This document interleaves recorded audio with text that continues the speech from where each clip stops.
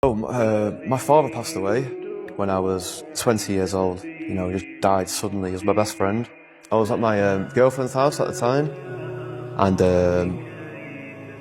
yeah, I was at my girlfriend's house, and my son was around about 2 months old, and my dad was at his house. My sister lives there. She'd rang me up saying like, Dad's collapsed. He'd had a stroke. Half of his face wasn't working, so half of his face is, you know, is like drooping down. And she was really, really worried. I didn't think nothing of it. My dad used to go in and out of the hospital all the time. He had diabetes, and he didn't used to look after himself. Like sometimes miss his injections. I thought nothing of it. And I'd gone to the hospital. He'd gone to the hospital. They'd injected him with to make him pass out anaesthetic. I just remember him come there. All the sisters and brothers came. There's loads. There's like 6 of us. And then he got us in a room, and he was just like, "Oh, I don't know how to tell you this.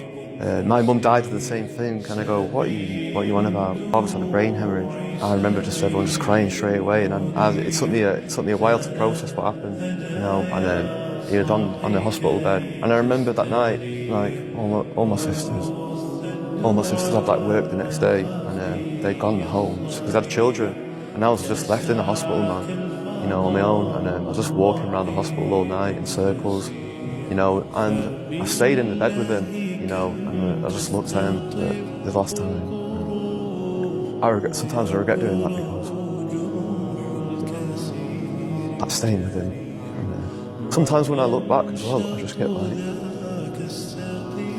images of his face, you know. So I thought I was doing a good thing by staying with him all night, but I think like I tortured myself.